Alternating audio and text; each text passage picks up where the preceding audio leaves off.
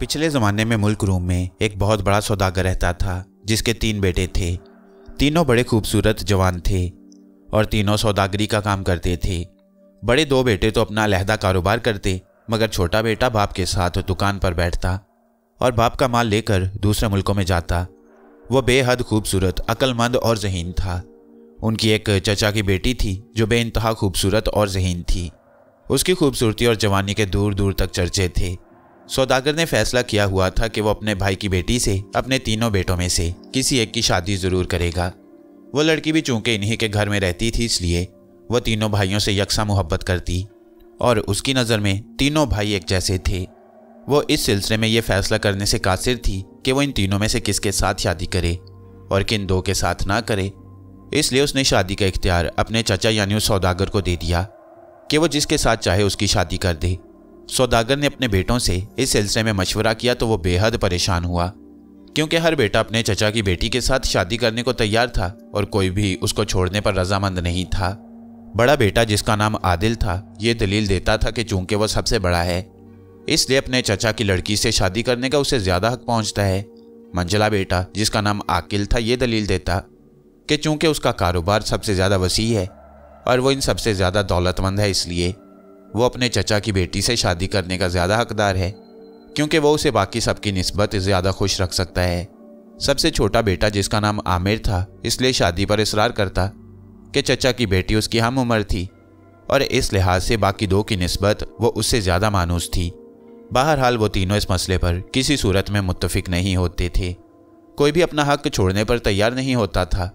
झगड़ा बढ़ने लगा तो सौदागर बेहद परेशान हुआ, क्योंकि इस तरह उसके तीनों बेटों के झगड़े से ख़ानदान तबाह होने का ख़तरा पैदा हो गया। इसलिए उसने अपनी भतीजी जिसका नाम गुलनार था, उसे मशवरा करके उन तीनों के सामने एक तजवीज़ पेश की कि वो तीनों तीर कमान लेकर शहर से बाहर खुले मैदान में चले जाएं और फिर वो तीनों एक जगह खड़े होकर तीर चलाएं। जिसका तीर सबसे दूर जाएगा उससे गुलनार की शादी कर दी जाएगी। और वो तीनों इस पर तैयार हो गए। आदिल को यकीन था कि वो जीत जाएगा, क्योंकि वो बेहद ताकतवर था, इसलिए साफ जाहिर था कि उसका तीर सबसे दूर जाएगा। आकिल को यकीन था कि जीत उसकी होगी, क्योंकि तीरंदाजी के फ़न में वो माहिर था। चुनाचे उसका तीर यकीनन सबसे दूर जाएगा। और छोटा बेटा आमिर इसलिए तैयार हो गया क्योंकि वो अपने भाइयों से पीछे नहीं रहना चाहता था। एक छुट्टी का दिन मुकर्रर करके वो सुबह ही सुबह अपनी अपनी तीर कमान संभाल कर घर से बाहर निकल आए। शहर से बाहर आकर उन्होंने एक बड़ा सा मैदान मुंतखब किया, जिसके दूसरे सिरे पर ऊंची ऊंची पहाड़ियां थीं। मैदान के एक सिरे पर खड़े होकर उन तीनों ने अपनी अपनी कमान में तीर जोड़े। उनका वालिद सौदागर और गुलनार भी उनके साथ आए। वालिद के इशारे पर उन तीनों ने गुलनार की तरफ देखते हुए पूरी कुव्वत से तीर छोड़ दिए। उन तीनों के तीर कमान से निकलकर तेजी से उड़ते हुए नज़रों से दूर हो गए। यकीनन उन तीनों ने तीर छोड़ने में अपनी पूरी कुव्वत लगा दी, इसलिए तीर काफ़ी दूर जाकर गिरे होंगे। चुनाचे वो तीनों सौदागर और गुलनार के साथ मिलकर तीरों की तलाश में चल पड़े। हर एक के तीर की अपनी मखसूस निशानी थी। चलते चलते उन्हें काफ़ी देर हो गई, मगर अभी तक उन्हें कोई तीर भी नजर न आया। सब बड़े हैरान थे कि उनके तीर कहाँ गए कि अचानक मंझले बेटे आकिल का तीर एक पौधे की जड़ में घुसा हुआ नजर आया। सौदागर ने पौधे की जड़ से वो तीर निकाल लिया। साफ जाहिर था कि मंझला बेटा इस मुकाबले में हार गया था, क्योंकि उसका तीर सबसे पहले मिला, इसलिए बाकियों के तीरों की निस्बत उसका तीर ज़्यादा नज़दीक गिरा था। चुनाचे आकिल की उम्मीदों पर ओस पड़ गई। उसने एक हसरत भरी नज़र गुलनार पर डाली और ठंडी सांस लेकर रह गया। अब बाकी 2 के तीर रह गए थे। चुनाचे उनकी तलाश में वो आगे बढ़ते चले गए। काफ़ी दूर जाकर उन्हें बड़े बेटे आदिल का तीर एक दरख्त की टहनी में घुसा हुआ नजर आ गया। सौदागर ने वो तीर निकाल लिया। उस तीर के मिलते ही आमिर खुशी से उछलने लगा, क्योंकि उसका तीर अभी तक नहीं मिला था। इससे साफ जाहिर था कि उसका तीर आदिल के तीर से भी दूर आगे जाकर गिरा था और इसका मतलब है कि वो जीत गया और उसकी शादी गुलनार से होगी। बड़े बेटे आदिल की उम्मीदों पर भी ओस पड़ गई। उसने भी एक हसरत भरी नज़र गुलनार पर डाली और ठंडी सांस लेकर रह गया। मगर वो सब हैरान थे कि आमिर का तीर कैसे उन सबसे दूर जा गिरा, क्योंकि बज़ाहिर वो अपने दोनों बड़े भाइयों से कमज़ोर था। अब वो सब आमिर के तीर की तलाश में चल पड़े, मगर चलते चलते मैदान ख़त्म होकर पहाड़ियाँ आ गईं, मगर आमिर का तीर कहीं भी नज़र न आया। आखिर थक हार कर वो सब पहाड़ियों के दामन में बैठ गए। मेरा तीर कहाँ चला गया? आमिर ने बुड़बुड़ाते हुए हैरत भरे लहजे में कहा। मालूम नहीं तुमने कहाँ फेंका है। शायद तुमने तीर फेंका ही ना हो और हमारे साथ धोखा किया हो, वरना तुम्हारा तीर कहीं ना कहीं तो मिल जाता। बड़े बेटे आदिल ने वसीले लहजे में कहा। मैंने तुम सबके सामने तीर फेंका है, जरूर वो इन पहाड़ियों के ऊपर गिरा होगा। हमें और आगे जाकर तलाश करना चाहिए, आमिर ने जवाब दिया। हम तो आगे जाते नहीं, अगर तुम्हें शौक है तो तुम जाकर अपना तीर ढूंढ लाओ। वैसे मुझे यकीन है कि तुमने हमारे साथ धोखा किया है और अपना तीर नहीं फेंका। इस लिहाज से मैं मुकाबला जीत गया हूं और गुलनार की शादी मेरे साथ होनी चाहिए, आदिल ने फैसलाकुन लहजे में कहा। यह कैसे हो सकता है? तुम्हारा तीर पहले मिला है और हम तुम्हारे तीर मिलने के बाद कितना फासला तय कर चुके हैं, जिससे जाहिर है कि मेरा तीर तुमसे बहुत दूर जाकर गिरा है। इसलिए मेरी शादी गुलनार से होनी चाहिए, आमिर ने बड़े वसीले लहजे में जवाब दिया। और फिर उन दोनों में तकरार शुरू हो गई। जब झगड़ा काफ़ी बढ़ गया तो सौदागर ने फैसला किया। उसने आमिर से मुखातिब होकर कहा, आमिर बेटे, तीर का मिलना शर्त में शामिल था। आदिल और आकिल दोनों के तीर मिल गए हैं, मगर तुम्हारा तीर अभी तक नहीं मिला। इसलिए जब तक तुम्हारा तीर ना मिल जाए आदिल मुकाबला जीत चुका है। हाँ, अगर तुम्हारा तीर मिल जाए तो यकीनन तुम कामयाब करार दिए जाओगे। इसलिए बेहतर यह है कि तुम खुद जाकर अपना तीर तलाश करो। अगर कल तक तुम अपना तीर तलाश करके ले आओ तो तुम्हारी शादी गुलनार से कर दी जाएगी, और अगर कल तक तुम अपना तीर तलाश करके ना ला सके तो फिर गुलनार की शादी आदिल से कर दी जाएगी। मुझे मंजूर है अब्बा जान, आप लोग वापस घर जाएं, मैं अपना तीर तलाश करने जाता हूँ। मैं कल तक यकीनन अपना तीर तलाश करके ले आऊँगा, आमिर ने खड़े होकर कहा। हाँ, तीर तलाश करके ले आऊँगा। तुम्हारा तीर कहीं मौजूद होगा तो तुम्हें मिलेगा। तुमने हमारे साथ धोखा किया है और तीर कहीं गलत सिमत में फेंक दिया है, ताकि न तीर मिलेगा और ना ही फासले का अंदाज़ा हो पाएगा और तुम अपने आप को कामयाब साबित कर दोगे। मगर जब तक तुम तीर ना ले आओगे मैं तुम्हें कामयाब ना होने दूंगा, आदिल ने उसीले लहजे में कहा। क्योंकि आमिर के तीर ना मिलने की सूरत में उसे ये उम्मीद पैदा हो गई थी कि उसकी शादी गुलनार से हो जाएगी। मैं तीर तलाश करने जा रहा हूँ और कल शाम से पहले तीर तलाश करके ले आऊँगा, फिर देखूंगा कि तुम कैसे गुलनार से शादी करते हो, आमिर ने मजबूत लहजे में कहा। और फिर पहाड़ी पर चढ़ने लगा। जब वो उनकी नज़रों से ओझल हो गया तो वो सब वापस घर को मुड़ गए। आमिर अपने तीर के ना मिलने से बेहद परेशान था। इसके साथ साथ वो हैरान भी था कि उसका तीर आखिर गया कहाँ। अब इस बात का उसे यकीन हो गया था कि उसका फेंका हुआ तीर इतनी ज़्यादा दूर तो किसी सूरत में नहीं आ सकता, मगर वह हैरान था कि आखिर वो तीर गया कहाँ। अगर वह मिल जाता तो कम अज़ कम वो गुलनार जैसी खूबसूरत लड़की से शादी करने में तो कामयाब हो जाता। मगर अब उसे खतरा महसूस होने लगा कि अगर उसका तीर ना मिला तो उसका बड़ा भाई आदिल गुलनार से शादी कर लेगा और वो सारी उम्र कफ़ी अफसोस मलता रह जाएगा। इसी सोच में चलता हुआ वो इधर उधर देखता आगे बढ़ता चला जा रहा था। अब शाम का अंधेरा गहरा होना शुरू हो गया और आमिर सोच रहा था कि अपनी नाकामी का ऐलान करते हुए वो वापस घर लौट जाए या फिर और आगे बढ़ता जाए। इसी सोच में चलते चलते वो पहाड़ी की चोटी पर पहुंच गया। फिर जैसे ही उसने सामने निगाह दौड़ाई, दूर पहाड़ी के दामन में उसे एक बहुत बड़ा किला नजर आया, जो इंतहाई बड़ा और वसी था और दूर दूर तक फैला हुआ था।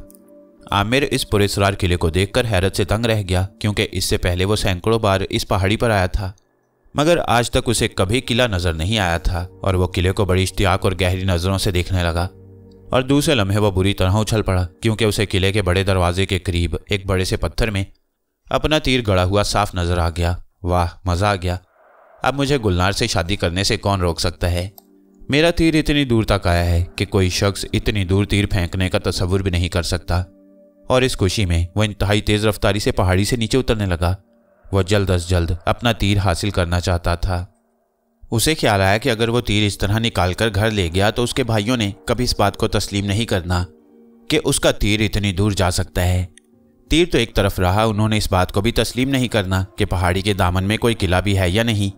मगर अब वो किले को खुद देख रहा था। उसने सोचा कि तीर निकालने से पहले वो किले के दरबानों से या इसमें रहने वालों को तीर वहां लगा हुआ दिखाएगा, ताकि कल को जब वो अपने भाइयों और वालिद को वहां तस्दीक के लिए लाए तो किले में बसने वाले इस बात की तस्दीक कर सकें और इस तरह वो गुलनार से शादी करने में कामयाब हो जाएगा। इसी खुशी में वो इतनी तेज़ी से पहाड़ी से नीचे उतरता चला आया कि उसे फासले और वक्त का एहसास भी ना हुआ और जल्द ही वो किले के दरवाजे पर पहुंच गया। तीर बदस्तूर पत्थर में गड़ा हुआ था, मगर वो ये देखकर हैरान हो गया कि इतने बड़े किले के गिर्द एक भी दरबान नजर नहीं आ रहा था।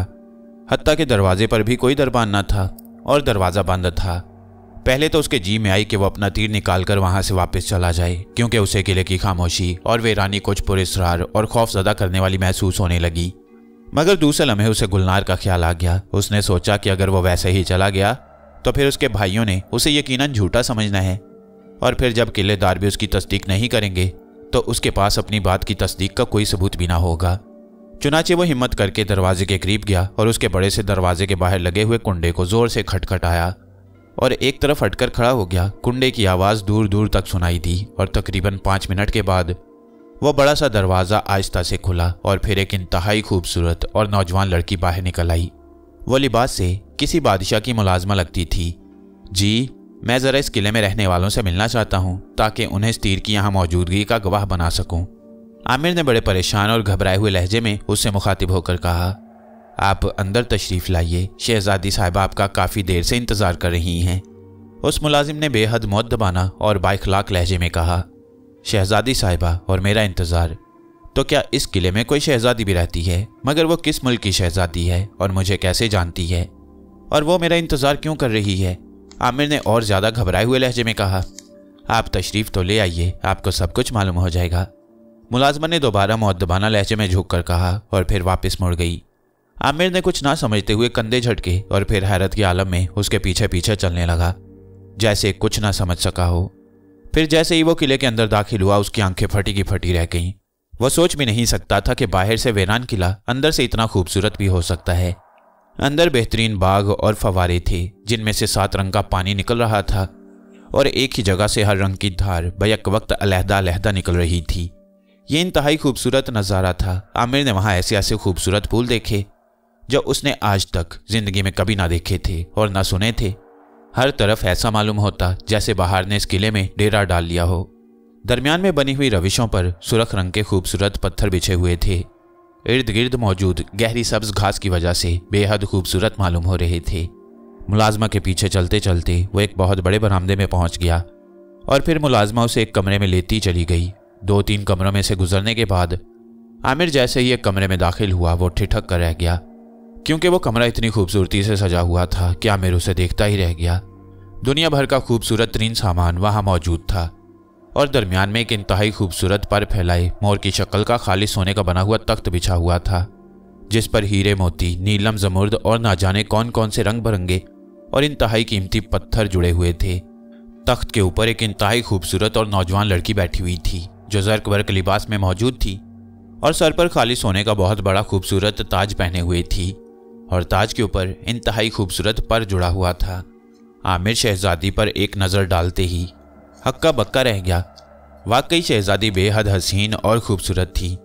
आमिर इतनी खूबसूरत लड़की का तस्वुर भी नहीं कर सकता था। वो गुलनार को कतई भूल गया। गुलनार तो इस शहजादी के मुकाबले में किसी लिहाज से भी खूबसूरत नहीं कहलाई जा सकती थी। शहजादी बड़े पुरवकार अंदाज में तख्त पर बैठी थी और उसके इर्द गिर्द खूबसूरत लिबासों में मलबूस 20-25 कनीज़ें मुअद्दब खड़ी थीं।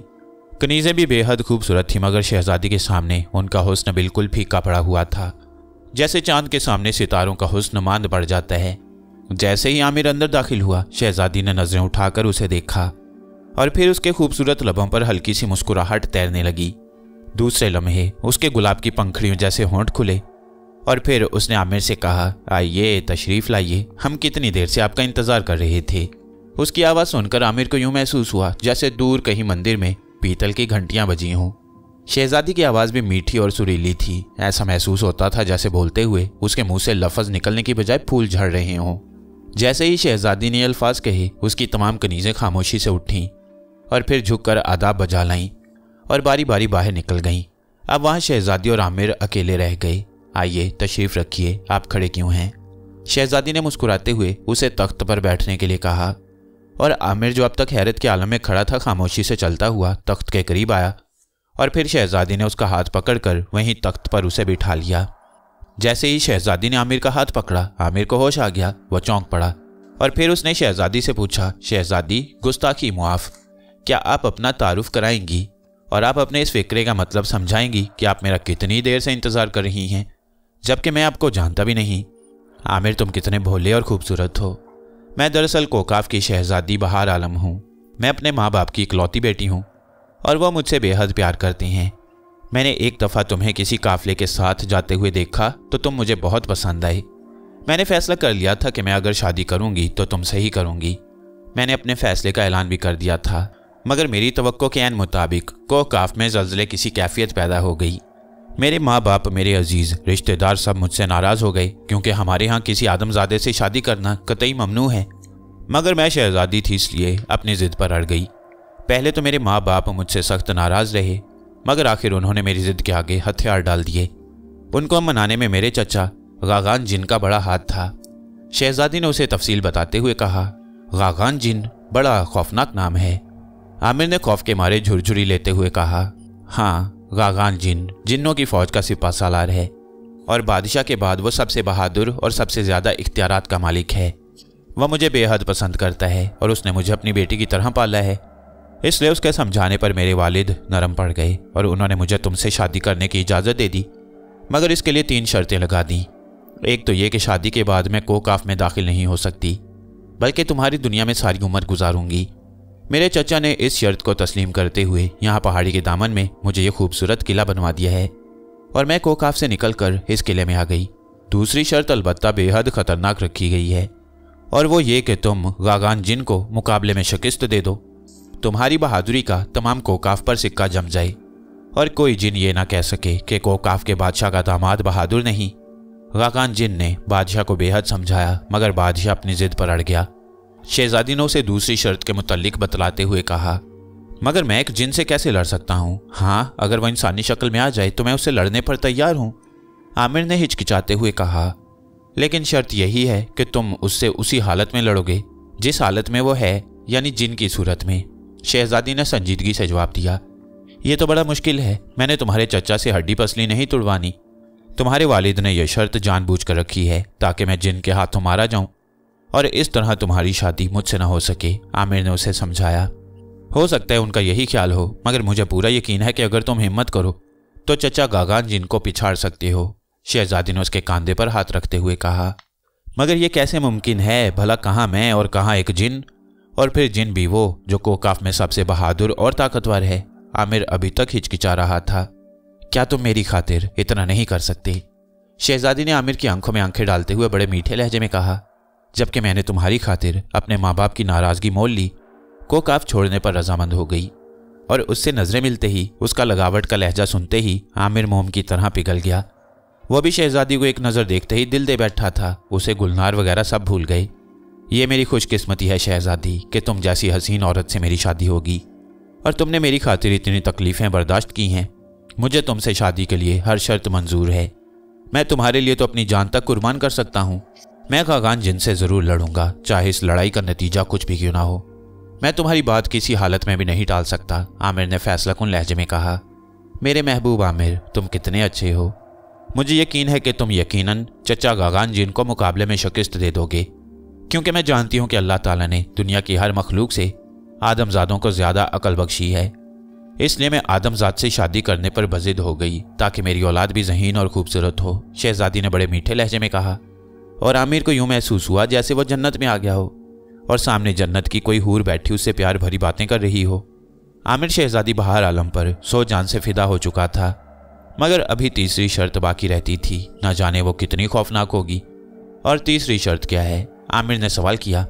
हाँ, तीसरी शर्त उससे भी ज़्यादा खौफनाक है। वो ये है कि अगर तुम गागान जिन को शिकस्त दे दो तो तुम्हें कोकाफ की सबसे बड़ी जादूगरनी चड़बीला का मुकाबला करना पड़ेगा। शहजादी ने बतलाया, मगर मुझे तो जादू नहीं आता, तो फिर मैं कैसे उसका मुकाबला करूंगा? आमिर ने सोचते हुए कहा, कोई बात नहीं, मुझे फिर भी उम्मीद है कि तुम इतने अक्लमंद और ज़हीन हो कि ज़रूर चड़बीला के जादू का तोड़ निकाल लोगे। शहजादी ने यकीन भरे लहजे में कहा और आमिर सोचने लगा कि चड़बीला के मुतल्लिक सोचना तो अभी फजूल है। पहले वो गागान जिन से तो बच जाए, फिर देखा जाएगा। इसलिए उसने बात बदल दी और शहजादी से पूछने लगा, मगर शहजादी, तुम मेरा इंतज़ार कैसे कर रही थी? क्या तुम्हें इल्म था कि मैं तुम्हारे किले के पास आऊँगा? हाँ, मुझे इल्म था, क्योंकि तुम्हारा तीर मेरे ही हुक्म पर यहाँ लाया गया है, वरना तुम्हारा तीर सबसे नज़दीक गिरा था। मैं जानती थी कि तुम अपने तीर को तलाश करने के लिए ज़रूर किले तक आओगे और इस तरह हमारी मुलाकात हो जाएगी। अच्छा, इसीलिए मैं हैरान था कि आखिर मेरा तीर कहाँ गया। और फिर जब पहाड़ी की चोटी पर से मुझे तुम्हारा किला नज़र आया और किले के दरवाजे के करीब पत्थर में तीर गड़ा नज़र आया, तो मैं हैरत से दंग रह गया कि मेरा तीर इतनी दूर भी आ सकता है। अब मुझे पता चला कि यह सब तुम्हारा कारनामा है। आमिर ने मुस्कुराते हुए कहा, हाँ आमिर, आज ही यह किला मुकम्मल हुआ है और मैं कोकाफ से इस किले में आई हूँ और आज ही मैंने तुम्हें बुला लिया। क्या मैं तुम्हें पसंद आई हूँ? शहजादी बहार आलम ने उसके गले में बाहें डालते हुए कहा और आमिर का अंग अंग खुशी से झूम उठा। वह मस्त होकर कहने लगा, शहजादी, मैं दुनिया का खुशकिस्मत तरीन आदमी हूँ जो तुम जैसी खूबसूरत हसीना के पहलू में मौजूद हूँ। तुम पर नज़र डालते ही मैं अपना सब कुछ लुटा बैठा हूँ। क्या अब भी तुम अपनी चचाजाद बहन गुलनार से शादी करोगे? शहजादी ने मुस्कुराते हुए पूछा। गुलनार? ला हौल वला कुव्वत, भला उसकी तुम्हारे सामने क्या हकीकत है? जब तक मैंने तुम्हें नहीं देखा था मैं यकीनन गुलनार को बेहद खूबसूरत समझता था, और ना सिर्फ खूबसूरत समझता था बल्कि उससे शादी करने के लिए सब कुछ करने पर तैयार था। मगर जब से मैंने तुम्हें देखा है मेरी दुनिया ही बदल गई है। अब मुझे पता चला है कि हुस्न कैसे कहते हैं, और गुलनार तो हसीन भी नहीं कहलाई जा सकती। आमिर ने शहजादी की तारीफ करते हुए कहा, और शहजादी अपनी तारीफ पर खुशी से फूली ना समाई। तो फिर तुम गागान जिन से मुकाबले के लिए तैयार हो? शहजादी ने पूछा। हाँ हाँ, मैं बिल्कुल तैयार हूँ, और मैं तुम्हें हासिल करने के लिए उसे ज़रूर शिकस्त दूंगा। आमिर ने इंतहाई पुरएतमाद लहजे में जवाब दिया।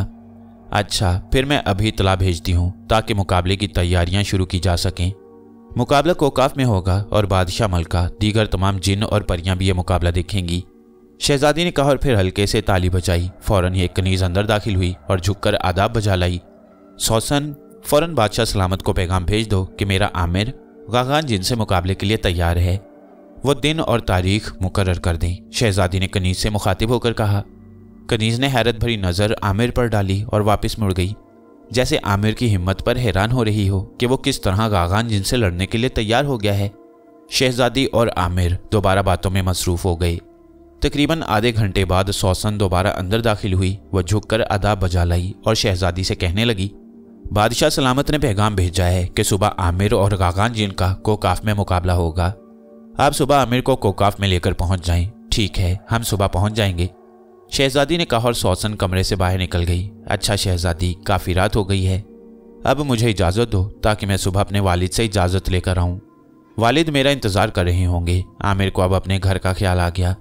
नहीं आमिर, अब तुम घर मत जाओ, तुम्हारे भाई तुम्हें कत्ल करने का मंसूबा बना चुके हैं, और तुम अगर अपने घर गए तो वो तुम्हें कत्ल कर देंगे। उन्होंने तुम्हारे वालिद को कत्ल कर दिया है और तुम्हारे वालिद और तुम्हारी तमाम जायदाद पर कब्जा कर लिया है, और तुम्हारे भाई आदिल ने ज़बरदस्ती गुलनार से शादी कर ली है, और इसके बदले तुम्हारे दूसरे भाई आकिल को तुम्हारी और तुम्हारे वालिद की जायदाद दे दी है। शहजादी ने उस पर इंकशाफ करते हुए कहा, यह कैसे हो सकता है? अभी अभी तो वो घर वापस गए हैं, और फिर मेरे भाई गुलनार और जायदाद के लिए इतने आगे नहीं बढ़ सकते कि वालिद को भी कत्ल कर डाले। आमिर ने यकीन ना करने वाले लहजे में कहा, तो मेरी बात पर यकीन नहीं कर रहे हो तो फिर देखो, शहजादी ने संजीदा लहजे में कहा, और फिर आमिर की आंखों पर अपना हाथ फेर दिया। अब जो आमिर ने आंखें खोली तो वो अपने घर को साफ देख रहा था, इतना साफ कि जैसे वो घर में मौजूद हो। उसने देखा कि एक कमरे में उसके बूढ़े बाप की लाश पड़ी हुई है जिसकी गर्दन कटी हुई है, और दूसरे कमरे में गुलनार दुल्हन बनी बैठी है, और उसका बड़ा भाई आदिल हाथ में तलवार लिए खड़ा है जो खून से भरी हुई है। उसके चेहरे पर वहशत के आसार हैं, और वह दुल्हन वाले कमरे के बाहर छोटे भाई आकिल से बात कर रहा है। आकिल, अब्बाजान का मसला तो ख़त्म हुआ। वह हमेशा आमिर को हमसे अच्छा समझते थे और हम पर उसको तरजीह देते थे। मैंने गुलनार से शादी कर ली है। तुम इसके बदले में अब्बाजान और आमिर की जायदाद पर कब्जा कर लो, और मैं उसमें से कुछ नहीं लूँगा। आदिल ने भाई से मुखातिब होकर कहा, मुझे यह सौदा मंजूर है, मगर यह तो बतलाओ कि अगर आमिर आ गया तो हम उसे क्या जवाब देंगे? आकिल ने पूछा। वो जब भी आया तो मैं उसे भी कत्ल कर दूंगा। मैं उसे बर्दाश्त नहीं कर सकता कि वो हमारे मामलात में टांग अड़ाए। तुम बेफिक्र होकर जाओ। आदिल ने खून से भरी हुई तलवार बड़े गुसीले लहजे में लहराते हुए कहा, और आकिल मुड़कर वापस चला गया। शहजादी ने दोबारा आमिर की आंखों पर हाथ फेरा तो आमिर ने देखा कि वो दोबारा शहजादी के साथ तख्त पर बैठा हुआ है। मेरे अब्बाजान को जालिम भाई ने कत्ल कर दिया है। आमिर की आंखों से आंसू बहने लगे क्योंकि वो अपने वालिद से बेहद मोहब्बत करता था। रो मत आमिर, तुम फिक्र न करो। जब तुम मुझसे शादी कर लोगे तो फिर तुम जाकर अपने भाइयों से ज़रूर बदला लेना। फिर मैं भी तुम्हारी मदद करूंगी और मेरे वालिद भी। शहजादी ने उसकी ढारस बंधाते हुए कहा, मगर आमिर के आंसू न रुके। वो अपने बाप को याद करके रो रहा था और शहजादी उसे चुप कराती रही, और फिर रोते रोते आमिर को नींद आ गई और वह शहजादी के जानू पर सर रखकर सो गया।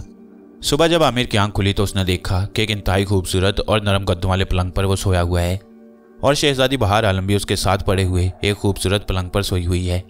आमिर पलकें झपकाए बगैर उसे देखता रहा। अब उसे वालिद की मौत पर सब्र आ गया था। उसने सोचा कि वाकई उसे शहजादी से शादी कर लेना चाहिए ताकि वो इतना ताकतवर हो जाए कि अपने भाइयों से बदला ले सके। शहजादी से शादी किए बगैर वो अगर भाइयों से बदला लेने गया तो अपने बाप की तरह खुद भी मारा जाएगा, क्योंकि दोनों भाई उसके खून के प्यासे हो चुके हैं और फिर अब तो उसके पास फूटी कौड़ी भी नहीं रही। वो भला किस तरह अपने मालदार भाइयों से बदला ले सकता था। चुनाचे उसने शहजादी से शादी का मुकम्मल फैसला कर लिया और इसके साथ ही उसके दिल में गागान जिन को शिकस्त देने का हौसला और भी बढ़ गया, क्योंकि अब गागान जिन को शिकस्त देना लाजमी हो चुका था। उसको शिकस्त दिए बगैर वो शहजादी से शादी नहीं कर सकता था और वो शहजादी से शादी करने का हर कीमत पर फैसला कर चुका था। अभी वो इन्हीं ख्यालों में गुम था कि शहजादी की आंख खुल गई। उसने मुस्कुराते हुए एक भरपूर अंगड़ाई ली और फिर उठकर बैठ गई। आमिर पहले से ही उठकर बैठ गया था। सुबह बखैर आमिर, खुदा करे तुम आज मुकाबले में फतह हासिल करो, शहजादी ने दुआ देते हुए कहा। इंशाल्लाह शहजादी, मैं इस मुकाबले में ज़रूर फतह हासिल करूंगा, आमिर ने बड़े यकीन से जवाब दिया। और फिर शहजादी ने ताली बजाई और कनीज़ें कमरे में आ गईं। उन्होंने शहजादी और आमिर के गुस्ल का इंतज़ाम कर लिया। गुस्ल फरमा लीजिए शहजादी हजूर और आमिर साहब, फिर नाश्ता तैयार है, सौसन ने बड़े मुअद्दबाना लहजे में कहा। और फिर वह दोनों उठकर गुस्ल खानों की तरफ चल पड़े। आमिर का गुस्ल खाना उस कमरे में ही था और शहजादी कहीं और गुस्ल करने कनीज़ों के साथ चल दी। आमिर गुस्ल के दरमियान मुकाबले के बारे में ही सोच रहा था। वो सोच रहा था कि गागान जिन कैसा होगा, कितना बड़ा और लंबा चौड़ा होगा और वो किस तरह उस खौफनाक जिन से मुकाबला कर सकेगा।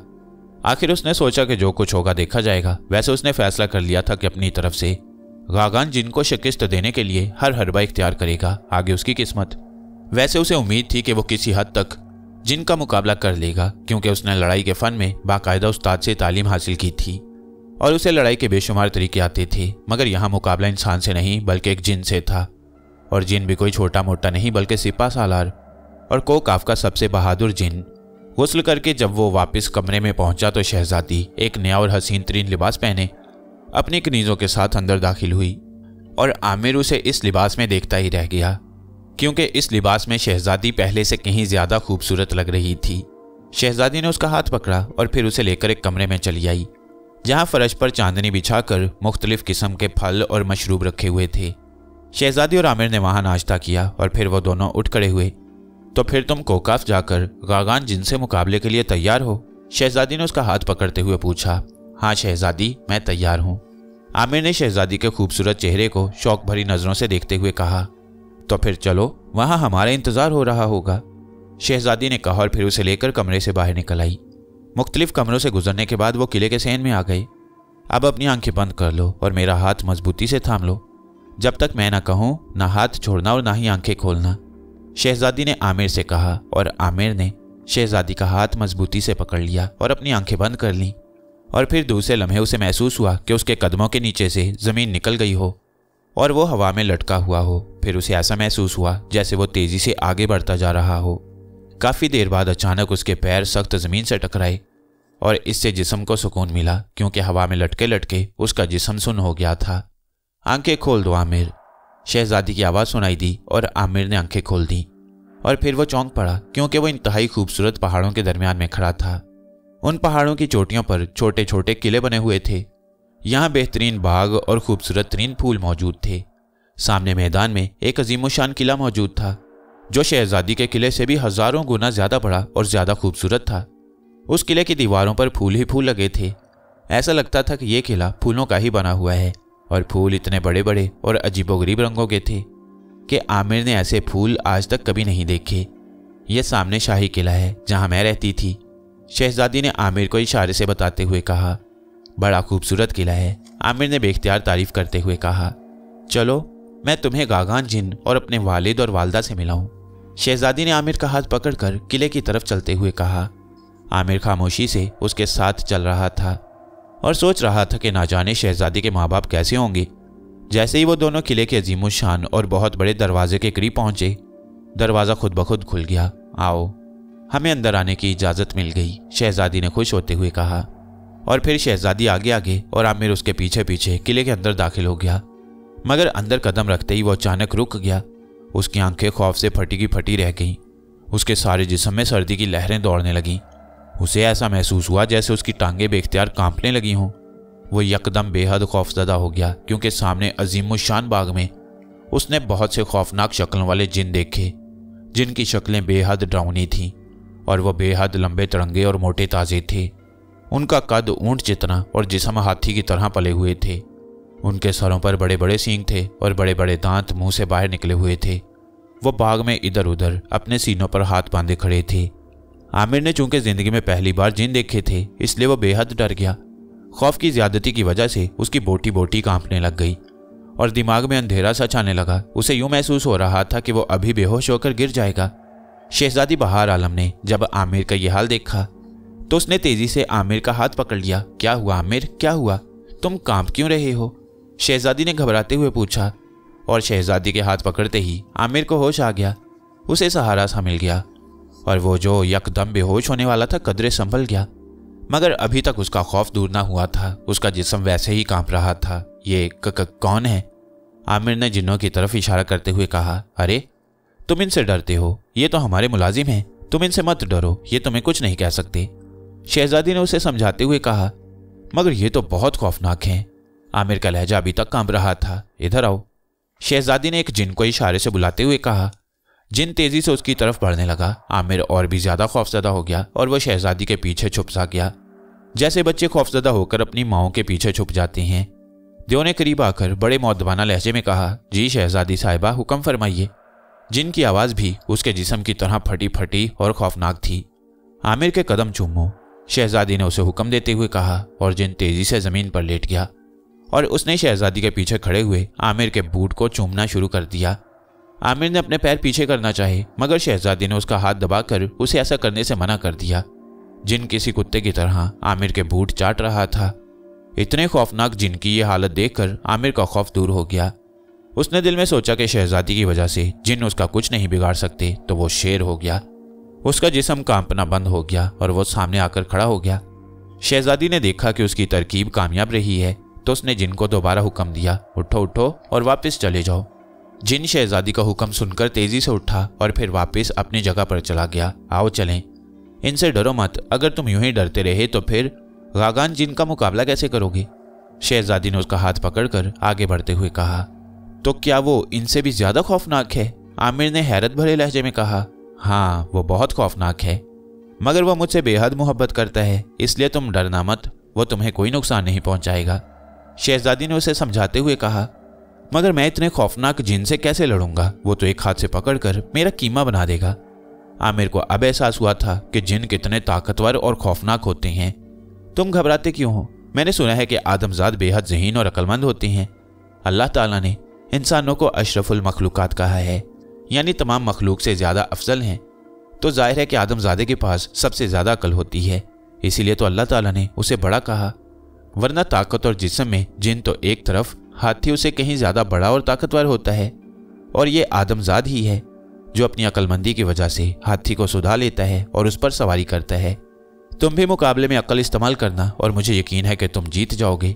शहजादी ने उसे समझाते हुए कहा। यह तो ठीक है शहजादी, मगर इससे पहले कि मैं अक्ल इस्तेमाल करूं, गागान जिन ने थप्पड़ मार देना है और मेरी तमाम अक्ल उसका एक थप्पड़ खाकर नाक के रास्ते निकल जाएगी। आमिर ने जवाब दिया और शहजादी उसकी बात सुनकर बेख्तियार हंस दी। मेरे भोले आमिर, तुम्हारी अक्ल तुम्हें थप्पड़ खाने से बचा लेगी। अगर तुम इतने ही खौफजदा थे तो फिर मेरे साथ वादा क्यों किया था? अब अगर तुम हार गए तो मैं सबके सामने सख्त शर्मिंदा होंगी, शहजादी ने जवाब दिया। शहजादी की ये बात सुनकर आमिर को जोश आ गया। वह वाकई बुज़दिली दिखा रहा था। क्या हुआ अगर जिन ताकत और जिसामत में उससे ज्यादा हैं? वह वाकई अकल में उनसे ज्यादा था। वो पढ़ा लिखा था और फिर उसको लड़ाई के सैकड़ों तरीके आते थे। वह अक्लमंदी से जिन को शिकस्त दे सकता है, और फिर वो ये किस तरह बर्दाश्त कर सकता था कि उसकी शहजादी को उसकी वजह से शर्मिंदगी उठानी पड़े। चुनाचे उसने फैसला कर लिया कि अब वो बुज़दिली नहीं दिखाएगा और गागान जिन को जरूर शिकस्त देगा। ये फैसला करते ही उसके जिस्म में अजीब सी ताकत आ गई और वो सीना तान कर और अकड़ कर चलने लगा। शहजादी ने जब देखा कि आमिर का खौफ दूर हो गया है तो वो बेहद खुश हुई। वो दोनों चलते हुए जब बाग पार करके इमारत के करीब आए तो अचानक बरामदे में खूबसूरत लड़कियों का एक गिरोह बाहर निकल आया। उन सब ने शहजादी और आमिर को झुककर सलाम किया। ये कनीजें थीं। अब्बाजान और अम्मी जान को हमारी आमद की इत्तला दो, शहजादी ने उन्हें हुक्म देते हुए कहा। उनको आपकी आमद की इत्तला मिल गई है और वो खास कमरे में आपका इंतजार कर रही हैं। एक कनीज ने बड़े अदब से जवाब दिया। अच्छा चलो। शहजादी ने कहा और फिर शहजादी और आमिर दोनों कनीज़ों के दरमियान चलते हुए इमारत में दाखिल हो गई। इमारत का हर कमरा बहुत बड़ा था और कीमती सामान से सजा हुआ। मुख्तलिफ कमरों से गुजरते हुए वो एक बहुत बड़े हॉल में दाखिल हो गई। हॉल के दरमियान में एक बहुत बड़े सुनहरे तख्त पर एक दाढ़ी वाला जिन बैठा हुआ था, जिसके सर पर सुनहरी ताज था जिसमें कीमती मोती जुड़े हुए थे। उसके जिस्म पर बहुत खूबसूरत लिबास था और वो बड़े पुरवकार अंदाज से तख्त पर बैठा हुआ था। उसकी बड़ी बड़ी आंखें खून की तरह सुर्ख थीं और बेहद खौफनाक चेहरा। उसके करीब एक इंतहाई खूबसूरत मगर मोटे जिस्म की औरत बैठी हुई थी। उसके सर पर भी एक खूबसूरत सा ताज था मगर उसके बाल सफ़ेद थे। आमिर समझ गया कि ये शहजादी के वालिद और वालिदा हैं। शहजादी उन दोनों के सामने जाकर अदब से झुक गई। आमिर भी उसके साथ झुक गया। खड़े हो जाओ। बादशाह जिन की कड़कदार आवाज़ से हॉल गूंज उठा और वो दोनों सीधे हो गए। ये है वो आदमजाद जिससे तुम शादी करना चाहती हो? बादशाह जिन ने आमिर को घूरते हुए पूछा। उसकी आंखें इतनी खौफनाक थीं कि आमिर ने घबराकर नजरें नीची कर लीं। जी अब्बा जान, ये आमिर है और मैंने इसे शादी करने का फैसला कर लिया है। शहजादी ने भी अकड़ कर जवाब दिया। हाँ, क्या इसे हमारी शर्त के मुतालिक बता दिया है? बादशाह ने पहले से भी ज्यादा सख्त लहजे में पूछा। जी हाँ, मैंने बता दिया है और ये चचा जान गागान जिन से मुकाबला करने के लिए तैयार होकर आया है। शहजादी ने जवाब दिया।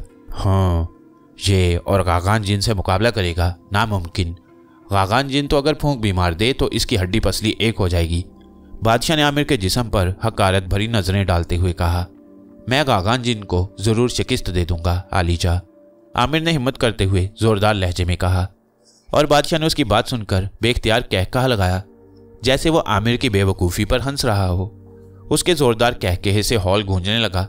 आवाज़ इतनी खौफनाक थी कि आमिर को यूं महसूस हुआ जैसे उसके कानों के पर्दे फटने वाले हों। मुझे ये आदमजाद बेहद अक्लमंद लग रहा है। हो सकता है इसको कोई ऐसी तरकीब आती हो जिससे ये गागान जिन को शिकस्त दे दे और मेरी बच्ची की ख्वाहिश पूरी हो जाए। मलका ने पहली दफ़ा बोलते हुए कहा। वह बड़ी पसंदीदा नज़रों से आमिर को देख रही थी और फिर चूंकि वह शहजादी की माँ थी और माँ अपने बच्चों से बहुत ज़्यादा मोहब्बत करती है, इसलिए उसने शहजादी की तरफदारी करते हुए कहा। इसने शायद अभी तक गागान को देखा नहीं है, वरना यह कभी उससे मुकाबले के लिए तैयार ना होता, बादशाह ने कहा। फिर जोर से ताली बजाई। उसने जैसे ही ताली बजाई एक कनीज अंदर दाखिल हुई और अदब से झुक गई। गागान को बुलाओ, बादशाह ने उसे हुक्म देते हुए कहा। बेहतर हुजूर, कनीज ने जवाब दिया और फिर मुड़कर तेजी से चलती हुई हॉल से बाहर निकल गई। अभी गागान जिन आता है, पहले तुम उसे देख लो और फिर इस बात का फैसला करना कि क्या वाकई तुम उससे मुकाबला करने के लिए तैयार हो। हाँ, तुम्हारे साथ मैं ये रियायत करूंगा कि अगर तुम गागान जिन से मुकाबला ना करने का फैसला करो तो मैं तुम्हें कुछ ना कहूँगा और तुम्हें हिफाजत से वापस भेज दिया जाएगा। बादशाह ने आमिर को समझाते हुए कहा। आपका बेहद शुक्रिया जनाब, मगर मैं हर कीमत पर गागान जिन का मुकाबला करूंगा, क्योंकि मैंने शहजादी से वादा किया है और मैं शहजादी से शादी करना चाहता हूँ। क्या ही अच्छा हो कि आप ये शर्त वापस ले लें और हमें शादी की इजाज़त दे दें, आमिर ने जोरदार लहजे में कहा। नहीं, मैं ये शर्त वापस नहीं ले सकता। तुम अगर शहजादी से शादी करना चाहते हो तो तुम्हें गागान जिन को मुकाबले में शिकस्त देनी पड़ेगी, बादशाह ने रौबदार लहजे में जवाब दिया। इससे पहले कि आमिर कोई जवाब देता कि हॉल से बाहर धमक की आवाज़ सुनाई दी। आमिर चौंक पड़ा। उसे ऐसा महसूस हुआ जैसे कोई बहुत बड़ा हाथी चला रहा हो। यह गागान जिन था जो तेजी से चलता हुआ हॉल की तरफ आ रहा था। आदम्बो, आदम्बो, आदम्बो। अचानक एक आवाज़ सुनाई दी और फिर एक बहुत बड़ा और बेहद खौफनाक शक्ल वाला जिन अंदर दाखिल हुआ। उसकी शक्ल बेहद खौफनाक थी। उसके सर पर बहुत बड़े बड़े सींग थे और उसका जिस्म बहुत बड़ा था, जैसे 10 हाथी मिलकर उसका जिस्म बना हो। उसने बड़ी खौफनाक नज़रों से आमिर को घूरा और फिर वह शहजादी को देखने लगा। आमिर जिन को देखकर वाकई डर गया। उसका दिल कांपने लगा, मगर उसने बड़ी मुश्किल से अपने आप पर काबू पाया। वो अपने आप को खौफजदा ना दिखाना चाहता था ताकि बादशाह उस पर हंस ना सके और उसका और शहजादी का मजाक ना उड़ा सके। चचा जान सलाम, शहजादी बहार आलम ने गागान जिन के सामने झुकते हुए कहा। जीती रहो बेटी, ये तुम्हारे साथ कौन है? गागान जिन ने इस बार कदरे नरम लहजे में कहा। ये आदमजाद आमिर है और चचा जान, मैंने इससे शादी करने का फैसला किया है, शहजादी ने जवाब दिया। अच्छा अच्छा, तो ये वो आदमजाद है जिसके लिए तुमने कोकाफ और अपने माँ बाप को भी छोड़ना पसंद कर लिया?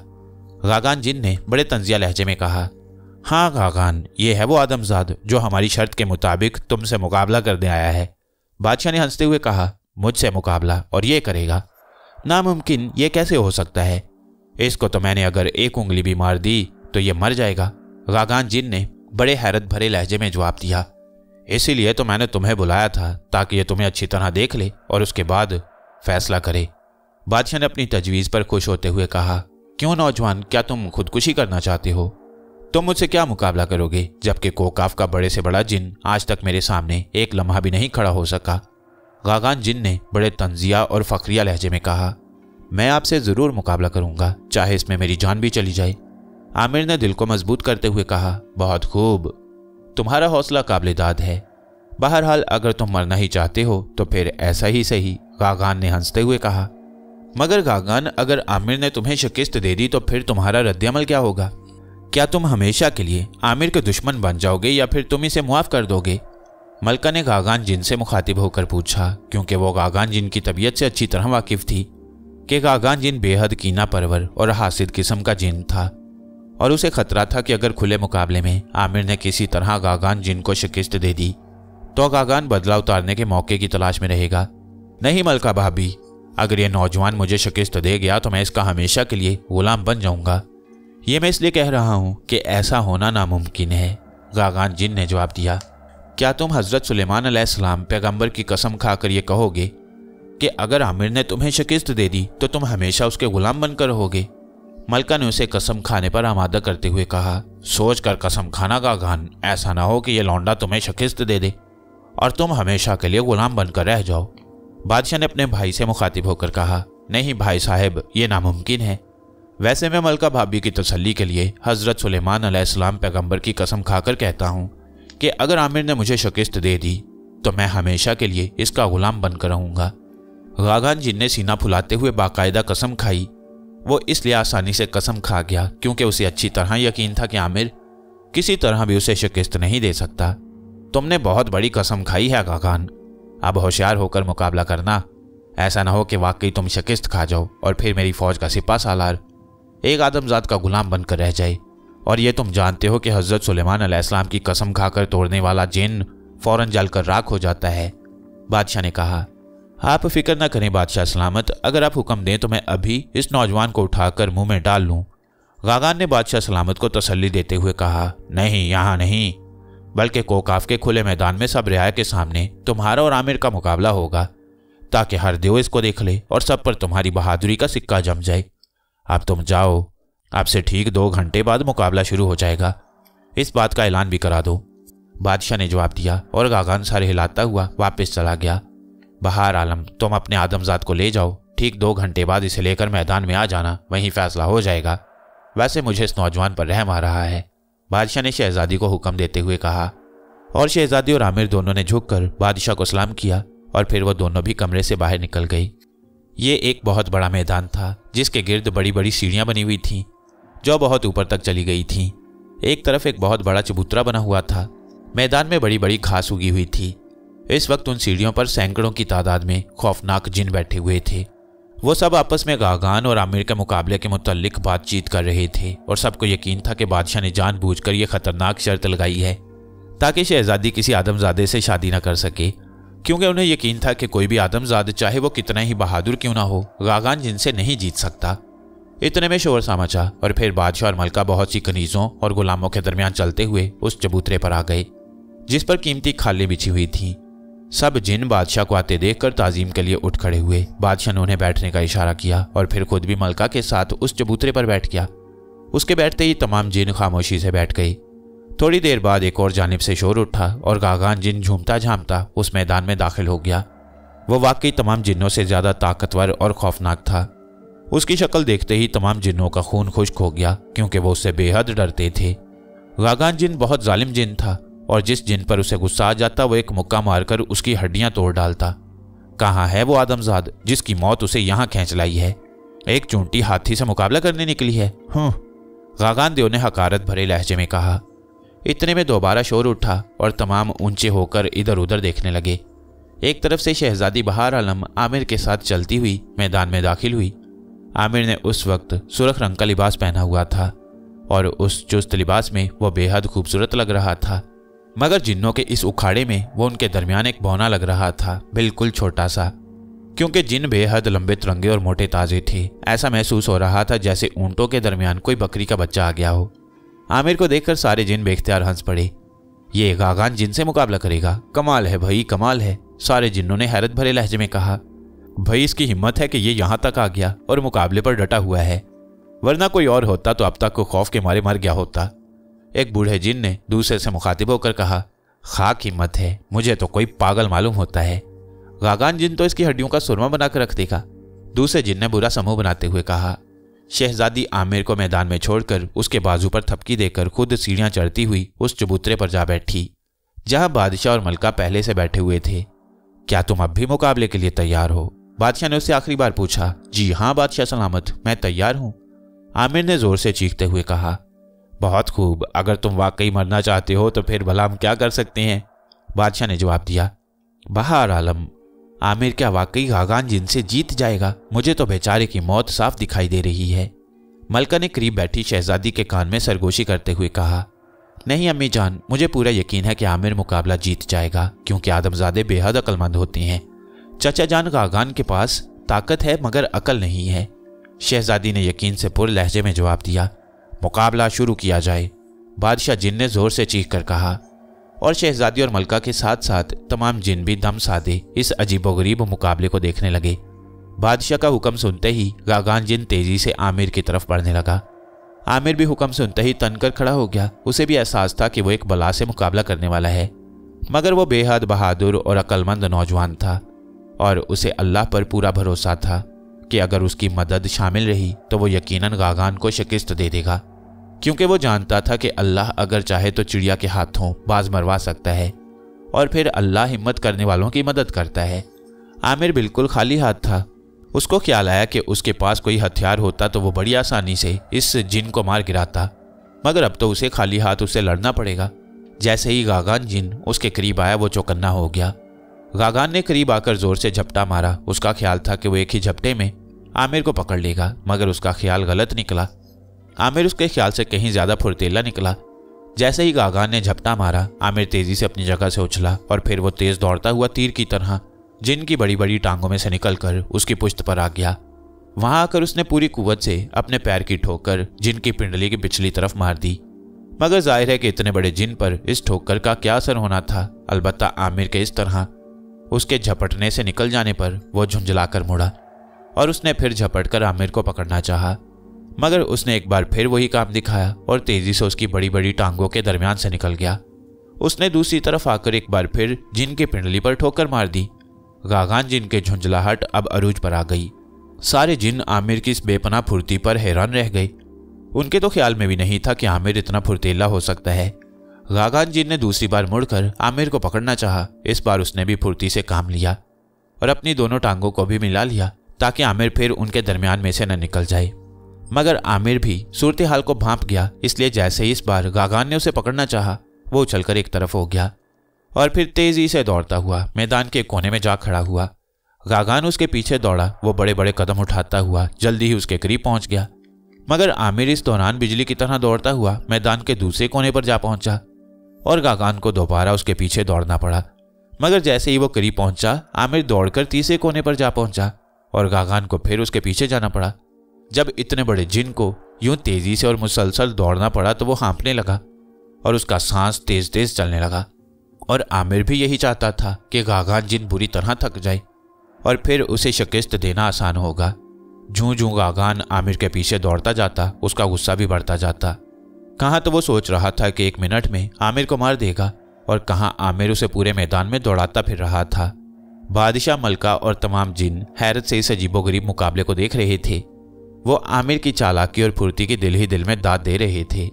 उधर शहजादी की आंखें खुशी से चमकने लग गईं, क्योंकि अब उसे उम्मीद हो गई थी कि आमिर जरूर गागान को किसी न किसी तरीके से शिकस्त देने में कामयाब हो जाएगा। दौड़ते दौड़ते अचानक आमिर को ठोकर लगी और वह मुंह के बल घास पर गिर गया। गागान जो उसके पीछे दौड़ता हुआ आ रहा था, उसको गिरते देखकर तेजी से झपटा और फिर दूसरे लम्हे उसने दोनों हाथों से उसे उठाकर अपने सर से बुलंद कर लिया। आमिर उस जिन के हाथों पर एक छोटे से खिलौने की मानिंद लग रहा था। अब आमिर की मौत यकीनी हो गई। शहजादी ने घबराकर आंखें बंद कर ली और बादशाह का चेहरा खुशी से चमक उठा। गागान जिन ने उसे सर से बुलंद करके पूरी कुव्वत से जमीन पर दे मारा। उसका ख्याल था कि आमिर जमीन से टकराकर फौरन ही मर जाएगा, मगर वो हैरत से एक लम्हे के लिए सुन्न होकर रह गया, क्योंकि जैसे ही आमिर नीचे गिरा उसने हवा में ही कलाबाजी खाई और फिर यूं पैरों के बल गिरकर उछलकर खड़ा हो गया जैसे उसके पैरों में स्प्रिंग लगे हों। दरअसल आमिर जिम्नास्टिक का चैंपियन रह चुका था, इसलिए उसे बुलंदी से गिरकर अपने आप को बचाना खूब आता था। इसलिए उसने यही तरकीब की और कलाबाजी खाकर जब वो नीचे गिरा तो फौरन ही सीधा हो गया। इस तरकीब से उसे कोई चोट न लगी। अगर वो इस तरह कलाबाजी खाकर पैरों के बल ना गिरता तो यकीनन उसकी हड्डियां टूट जाती और वह फौरन ही मर जाता। सीधे होते ही आमिर झपटकर आगे बढ़ा और फिर उसने चीते की तरह अपनी जगह से छलांग लगाई और पूरी कुव्वत से उछलकर गागान जिनके मोटे पेट पर पूरी कुव्वत से टक्कर मार दी।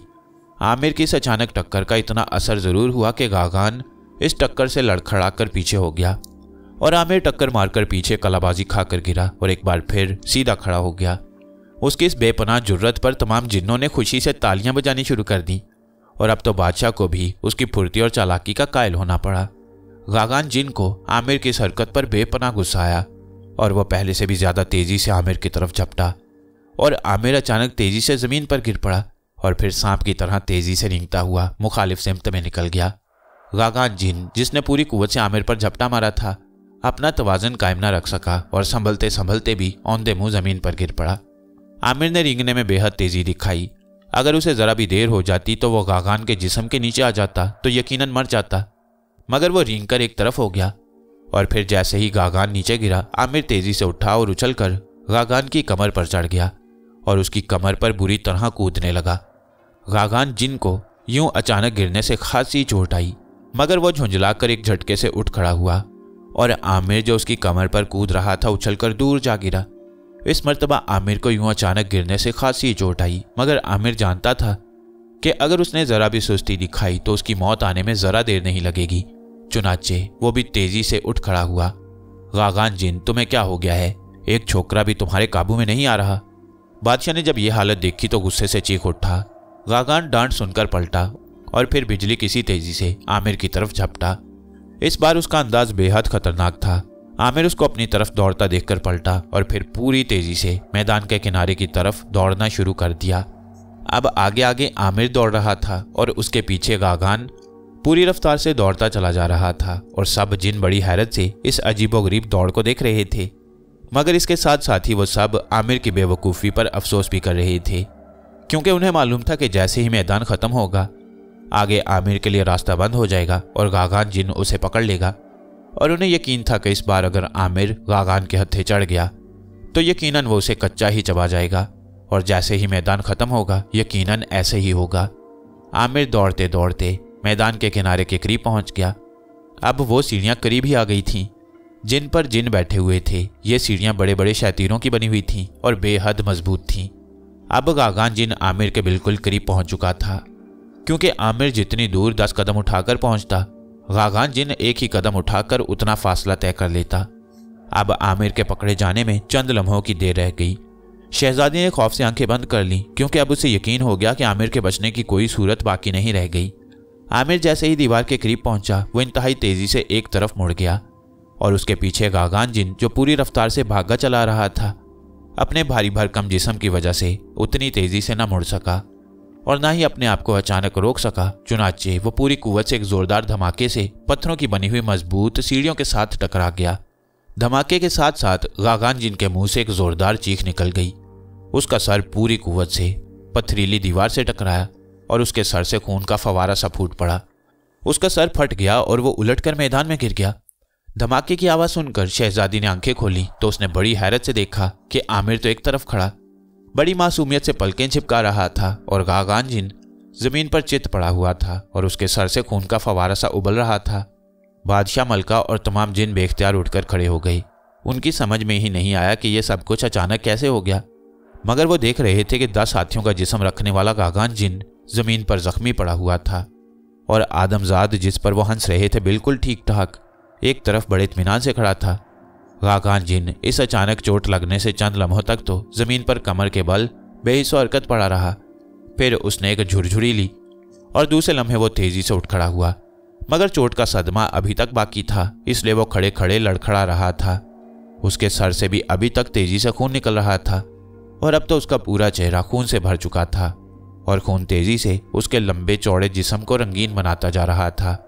गागान जिन पहले ही इंतहाई खौफनाक था मगर अब रही सही कसर खून ने पूरी कर दी और अब तो वो इतना खौफनाक हो गया कि उस पर नजरें नहीं डाली जा सकती थीं। गागान चंद लम्हों तक तो खड़ा झूमता रहा, फिर उसने यकदम एक जोरदार चीख मारी। उसकी चीख इतनी खौफनाक थी कि चारों तरफ बैठे हुए जिन भी खौफ के मारे उछल पड़े। फिर भला आमिर बेचारे का क्या कसूर था? गागान जिन की खौफनाक चीख सुनकर वो खौफ के मारे लड़खड़ाता हुआ नीचे गिर पड़ा। गागान जिन ने जब आमिर को यूं लड़खड़ा कर नीचे गिरते देखा तो उसने एक और जोरदार चीख मारी और फिर आमिर पर झपट पड़ा। इससे पहले कि आमिर अपनी जगह से उठता या करवट बदलकर एक तरफ होता, जिन के खौफनाक पंजे तेजी से उसकी तरफ बढ़े। आमिर ने आखिरी लम्हों में अपने आप को बचाना चाहा, मगर इस बार वो अपने आप को ना बचा सका और फिर गागान जिन ने अपने खून से भरे हुए खौफनाक हाथों में आमिर को दूसरी बार उठा लिया।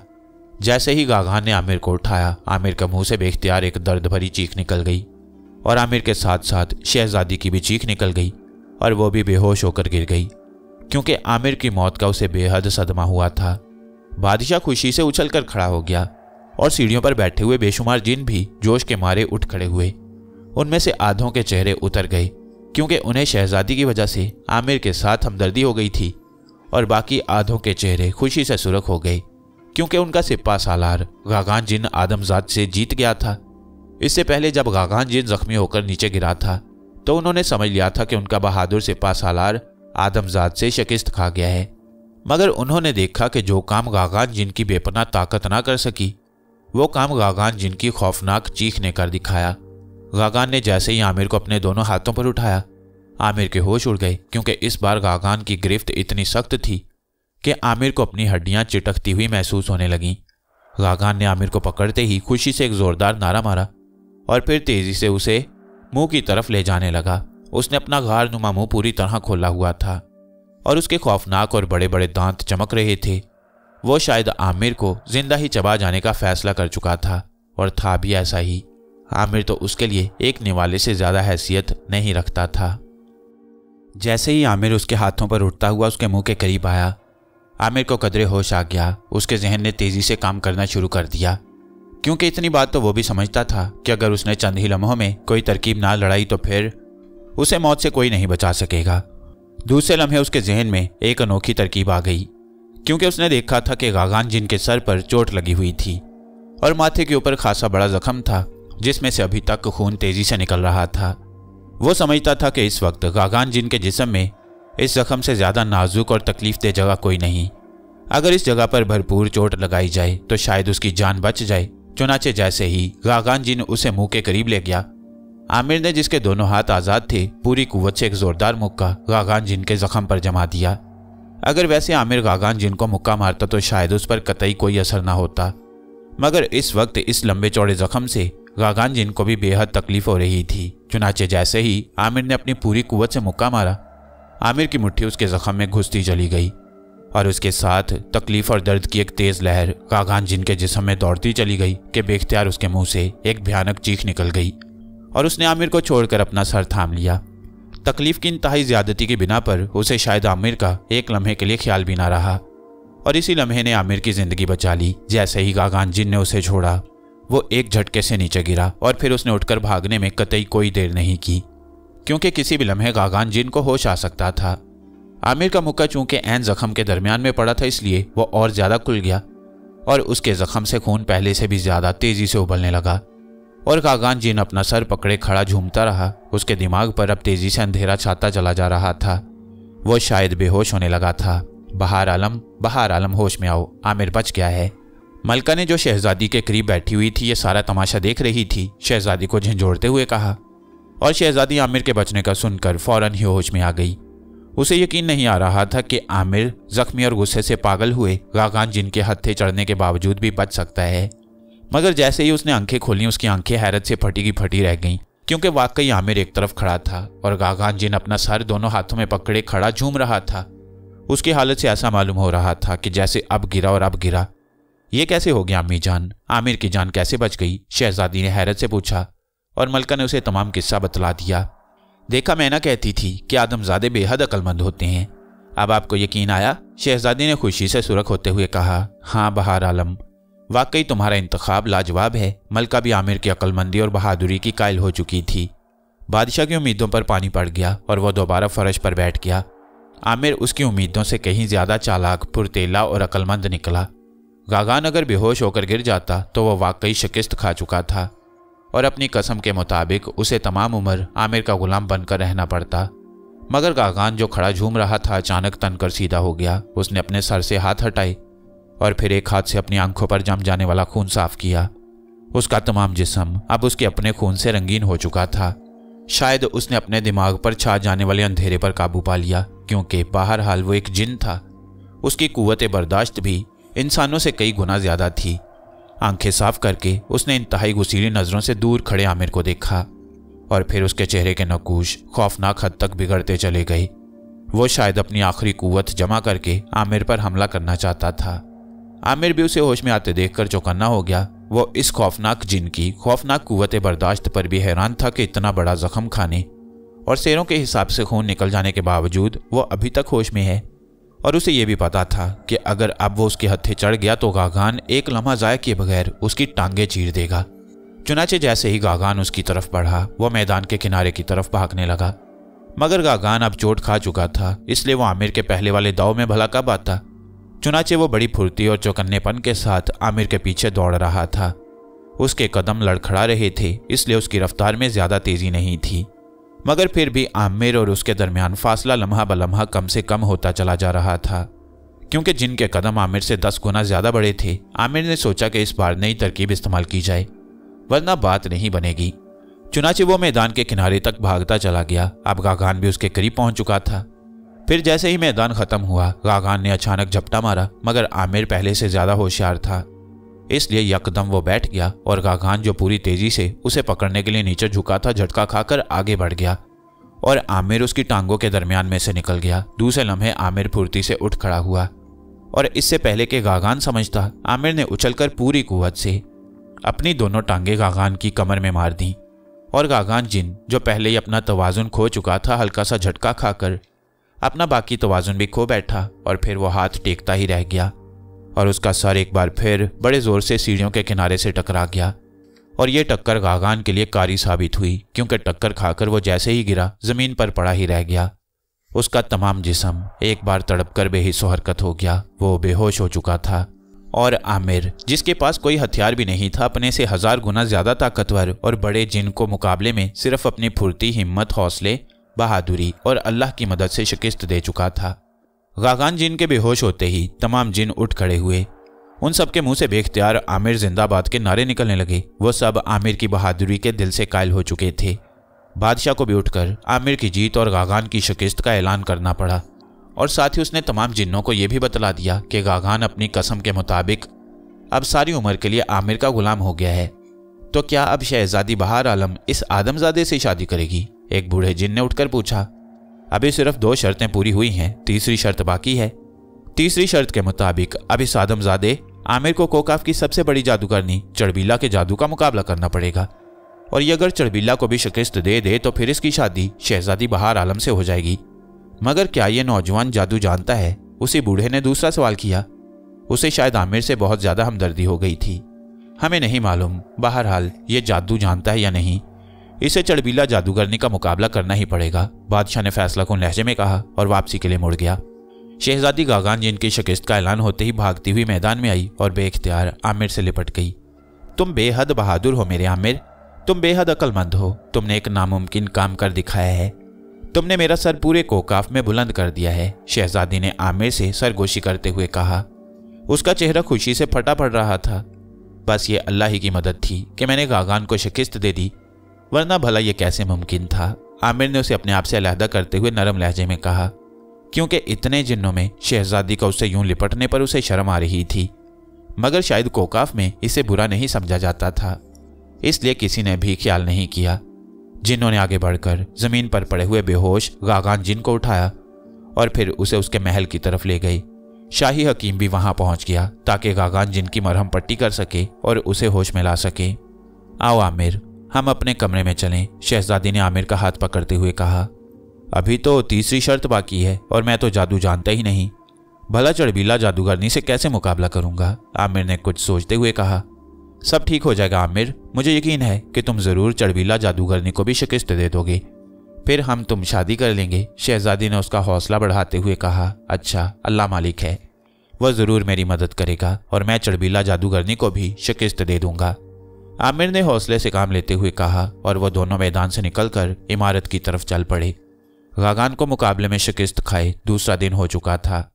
शाही हकीम उसकी बाकायदा मरहम पट्टी कर रहे थे और उसकी जल्द असर करने वाली दवाइयों की वजह से अब गागान का जख्म बिल्कुल ठीक हो चुका था।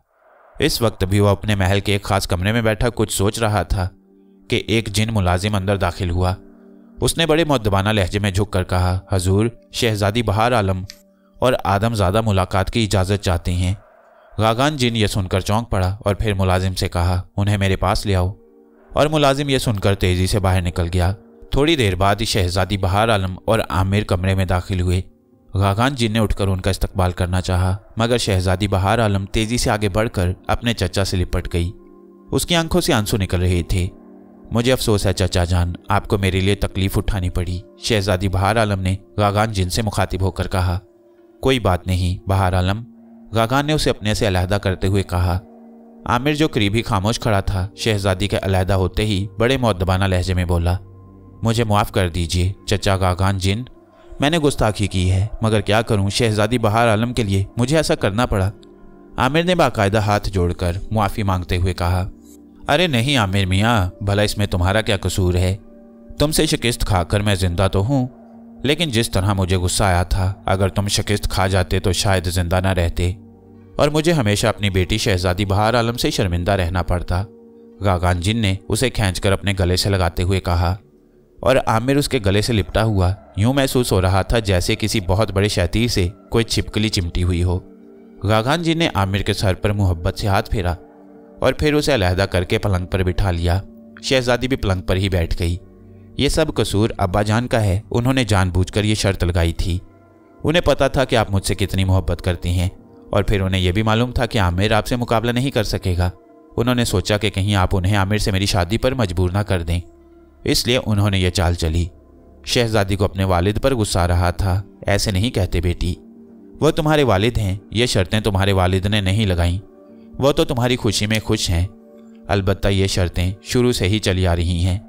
जब भी कोई शहजादी किसी आदमजादे से शादी करने पर असरार करे, उसे ये शर्तें माननी पड़ती हैं। एक तो उसे हमेशा के लिए कोकाफ छोड़ना पड़ता है, दूसरा उस इंतखाब करदा नौजवान को उस वक्त के सिपा सालार से मुकाबला करना पड़ता है, और तीसरा उसे सदियों से जिंदा और कोकाफ की सबसे बड़ी जादूगरनी चड़बीला का मुकाबला करना पड़ता है। आज तक कोई नौजवान भी दूसरी शर्त नहीं जीत सका। तीसरी शर्त तो एक तरफ रही, तुम्हें तो शुक्र करना चाहिए कि तुम्हारा आमिर बेहद बहादुर और अक्लमंद है, जिसने दूसरी शर्त जीत ली है। गो गुस्से में मैंने उसे शिकस्त देने में कोई कसर नहीं छोड़ी और अब तो मैं अपनी कसम के मुताबिक तमाम उम्र के लिए आमिर का गुलाम बन गया हूँ। गागान जिन ने उसे समझाते हुए कहा, नहीं चचा जान, आप मेरे बुजुर्ग हैं, मैं भला आपको कैसे गुलाम कह सकता हूँ। आमिर ने फौरन कहा, नहीं आमिर मियाँ, मैं अपनी कसम से मजबूर हूँ। ये तुम्हारी आला ज़र्फ़ी है कि तुम मुझे बुजुर्ग समझते हो और अब तो मैं तुम्हें खुद भी पसंद करने लगा हूँ, इसलिए मैं तुम्हारी हर मरहले पर भरपूर मदद करूँगा। गागान जिन ने जवाब दिया, आपकी मेहरबानी है जनाब, मैं इसीलिए हाजिर हुआ था कि एक तो आपकी मिजाज पुरसी करूँ और आपसे अपनी गुस्ताखी की मुआफ़ी मांगूँ, दूसरा आपसे ये पूछूं कि अब चड़बीला जादूगरनी से मैं कैसे मुकाबला करूं। आमिर ने कहा और शहजादी ने भी कहा, हाँ चचा जान, इसके मुतल्लिक तो हमें कोई मशवरा दें। ये तो सोचना पड़ेगा क्योंकि चड़बीला जादूगरनी अपने जादू की माहिर है और उसे यह भी मालूम है कि जिस दिन उसके जादू को शिकस्त होगी उस दिन उसने मर जाना है। वो अपने जादू में इतनी कामिल है कि सदियों से उसे कोई शिकस्त नहीं दे सका। गागान जिन ने बतलाया, फिर तो बड़ी मुश्किल है। आमिर ने बड़ी मायूसी से शहजादी बहार आलम की तरफ देखते हुए कहा। शहजादी बहार आलम भी नजरें झुकाए बैठी थी, वो भी शायद मायूस हो गई थी। तुम दोनों मायूस मत हो, मुझे पूरी उम्मीद है कि आमिर चड़बीला को शिकस्त दे देगा। गागान दियो ने जो आंखें बंद किए बैठा था अचानक आंखें खोलकर कहा। उसकी आंखें चमक रही थीं। वो कैसे? आमिर और शहजादी बहार आलम ने बैक वक्त कहा। यहाँ से हजारों मील दूर कोहे गबगब के नीचे एक बहुत बड़ी गार में सामरी जादूगर रहता है। वो जादू के सिलसिले में सदियों से मशहूर है। वो मेरा दोस्त है। मेरा ख्याल है मैं आमिर को लेकर वहाँ जाता हूँ। वह ज़रूर आमिर को कोई ऐसा जादू सिखा देगा कि ये चड़बीला का बआसानी मुकाबला कर सके। गागान जिन ने तरकीब बतलाई। ठीक है, हम दोनों चलेंगे। शहजादी बहार आलम ने खुश होकर कहा, तुम्हारी क्या ज़रूरत है बेटी, मैं और आमिर हो आएंगे, गागान ने उसे समझाते हुए कहा। नहीं चाचा जान, मैं साथ ज़रूर जाऊंगी। अच्छा बेटी, तुम भी साथ चलो, मगर आमिर तुम्हें साथ ले जाने से पहले मैं तुमसे एक वादा लेना चाहता हूँ, गागान ने आमिर की तरफ बगौर देखते हुए कहा। कौन सा वादा? आमिर ने चौंक कर पूछा। देखो आमिर, मैं कोकाफ के जिन्नों का सिपा सालार हूँ। मेरा यहाँ बहुत रोब है। मैंने उस वक्त तुम्हारी अक्लमंदी और चालाकी का गलत अंदाज़ा लगाया, इसलिए मैंने मलका के सामने हज़रत सुलेमान अलैहिस्सलाम की कसम उठा ली थी कि अगर तुम मुझे शिकस्त दे दो तो मैं तुम्हारा गुलाम बन जाऊंगा। तुमने मुझे शिकस्त दे दी है और कसम के लिहाज से मैं तुम्हारा गुलाम हूँ, मगर मैं समझता हूँ कि इसमें मेरी बेइज्जती है। तुम जानते हो शहजादी बहार आलम से मुझे कितना प्यार है। कोकाफ की रिवायत के मुताबिक मुझे तुमसे लड़ना पड़ा और मुझे खुशी है कि तुम जीत गए, मगर अब तुम मेरे आका बनने के बजाय मेरे बेटे बन जाओ। तुम मुझे गुलामी से आज़ाद कर दो ताकि मैं सबके सामने इस जिल्लत से बच जाऊं। गागान ने बड़े आजिज़ाना लहजे में कहा। ठीक है चचा जान, मैं आपको अपनी गुलामी से आज़ाद करता हूं, आमिर ने बड़े जोशीले लहजे में कहा। शुक्रिया आमिर, अब तुम फिक्र ना करो, मैं हर मुश्किल में तुम्हारा साथ दूंगा। गागान ने इंतहाई खुशी से भरपूर लहजे में कहा। अब चलो सामरी के पास चलें, हमारे पास वक्त बहुत कम है और हमने वापस भी आना है, गागान जिन ने उठते हुए कहा। और फिर वो तीनों महल से बाहर निकल आए। अपनी आंखें बंद करो आमिर, शहजादी ने आमिर से कहा, और आमिर ने आंखें बंद कर लीं। चंद लम्हों बाद आमिर को महसूस हुआ जैसे ज़मीन उसके कदमों के नीचे से गायब हो गई है और वो शहजादी का हाथ पकड़े हवा में उड़ रहा हो। काफ़ी देर बाद उसके पैर ज़मीन पर दोबारा टिक गए। आंखें खोलो, शहजादी की आवाज़ सुनाई दी और आमिर ने आंखें खोल दी। आमिर ये देखकर हैरान रह गया कि वो सब एक इंतहाई खूबसूरत और सुनहरे रंग के पहाड़ के दामन में खड़े थे। यही कोहे गबगब है, बहुत खूबसूरत पहाड़ है, आमिर ने खुशी से उछलते हुए कहा। और फिर गागान ने एक हाथ से आमिर को पकड़ा और दूसरे हाथ से शहजादी को संभाला और पहाड़ की चोटी की तरफ उड़ने लगा। जल्द ही वो सब पहाड़ की चोटी पर पहुंच गए। पहाड़ की चोटी पर एक बहुत बड़ा दरवाज़ा था जिस पर एक ढांचा हाथ में तलवार लिए खड़ा था। आओ गागान, सामरी तुम्हारा इंतजार कर रहा है, ढांचे ने खड़खड़ाती हुई आवाज में कहा और फिर दरवाजे की तरफ इशारा किया। दरवाज़ा खुद ब खुद खुलता चला गया। अंदर एक बहुत बड़ा हॉल कमरा था जिसकी दीवारों पर मुख्तलिफ हैबतनाक जानवरों के सर लटके हुए थे। बेशुमार ढांचे चारों तरफ खड़े थे। हॉल कमरे के दरमियान में एक बहुत बड़ा शीशे का गोला पड़ा हुआ था और उसके पीछे एक अजीबोगरीब किस्म का आदमी खड़ा था। उसने सर पर सुर्ख रंग के चमकदार कपड़े की नौकीली टोपी पहनी हुई थी और जिस्म पर अजीबोगरीब किस्म का सब्ज रंग का लिबादा। वो एक आंख से काना था। उसका चेहरा बेहद हैबतनाक था। नाक इतनी मोटी थी जैसे कोई बड़ा सा टमाटर हो। आओ गागान मेरे दोस्त, आज कैसे मेरी ज़रूरत पड़ी। दुनिया के सबसे बड़े और मशहूर जादूगर सामरी ने गागान को खुशामदीद कहते हुए कहा। तुम जानते हो मेरे दोस्त, तुमसे भला क्या छुपा हुआ है, गागान ने एक तख्त पर बैठते हुए कहा। तुम भी बैठो, सामरी ने आमिर और शहजादी से मुखातिब होकर कहा। सामरी, हमें चड़बीला से बचाओ, हमारी इमदाद करो, शहजादी बहार आलम ने बड़े आजिज़ाना लहजे में कहा। मैं जानता हूँ शहजादी कि तुम यहाँ क्यों आई हो। चड़बीला बहुत बड़ी जादूगरनी है, उसका मुकाबला करना कोई आसान काम नहीं, सामरी ने जवाब दिया। सामरी, अगर तुम हमारी मदद करो तो मैं ज़रूर चड़बीला को मुकाबले में शिकस्त दे दूंगा, आमिर ने भी पहली बार जुबान खोलते हुए कहा। तुम बेहद बहादुर लड़के हो आमिर, जिस चालाकी से तुमने गागान को शिकस्त दी थी उसने मुझे बेहद मुतासिर किया। मैं इस गोले में तुम दोनों की लड़ाई देख रहा था, सामरी ने गागान की तरफ देखते हुए आमिर को जवाब दिया और गागान देव ने नदामत से आंखें झुका लीं। क्यों शर्मिंदा हो रहे हो गागान, इसमें तुम्हारा कोई कसूर नहीं, तकदीर में ऐसे ही लिखा था और तुम तकदीर से तो नहीं लड़ सकते, सामरी ने उसकी ढारस बंधाते हुए कहा। देखो सामरी, जो होना था सो हो गया। बहार आलम मेरी भतीजी है और यह आमिर से शादी करने पर बजिद है। रिवाज के मुताबिक शर्तें पेश कर दी गई हैं। पहली शर्त तो मैंने कोकाफ से बाहर शहजादी का किला बनवाकर पूरी कर दी। दूसरी शर्त के मुताबिक आमिर का मुझसे मुकाबला हुआ जिसमें आमिर जीत गया। इस तरह यह शर्त भी पूरी हो गई। अब रह गई तीसरी शर्त, वो है चड़बीला जादूगरनी का मुकाबला। तो आमिर और चड़बीला का कल मुकाबला है। यह मुकाबला तमाम कोकाफ और बादशाह सब देखेंगे। अगर आमिर ने चड़बीला को मुकाबले में शिकस्त दी तो शहजादी बहार आलम से शादी कर सकेगा। चड़बीला को अगर शिकस्त हुई तो तुम जानते ही हो कि यह उसके लिए मौत है, इसलिए उसने हर कीमत पर जोरदार मुकाबला करना है। अब तुम आमिर की मदद करो, इस तरह मेरी भतीजी की खुशी पूरी हो जाएगी, गागान ने सामरी से मुखातिब होकर कहा। सामरी चंद लम्हों तक कुछ सोचता रहा, फिर आमिर की तरफ देखते हुए बोला। ठीक है आमिर, मैं तुम्हारी मदद के लिए तैयार हूं, सामरी ने कहा और फिर उसने आसमान की तरफ हाथ उठाया। दूसरे लम्हे उसने तेजी से मुट्ठी बंद की और फिर उसे आमिर के सामने खोल दिया। सामरी की बदसूरत मुट्ठी में एक इंतहाई खूबसूरत अंगूठी चमक रही थी। अंगूठी में सुर्ख रंग का एक बड़ा सा पत्थर लगा हुआ था। उस पत्थर में से तेज रंग की शुआएं निकल रही थीं। ये अंगूठी पहन लो आमिर, अब चड़बीला का जादू तुम पर असर नहीं करेगा। इसके बाद रह गया चड़बीला को ख़त्म करना, तो ये तुम्हारी अकल पर मुनहसिर है। वो जादूगरनी के अलावा इंतहाई चालाक, अय्यार और ज़हीन भी है। ऐसा न हो कि वो किसी चालाकी से तुम्हारा खात्मा कर दे। सामरी ने उसे समझाते हुए कहा, तुम फिक्र ना करो सामरी, मुझे सिर्फ जादू से खतरा था, बाकी मैं उस बुढ़िया से समझ लूँगा। आमिर ने मुस्कुराते हुए कहा और फिर वो अंगूठी पहन ली।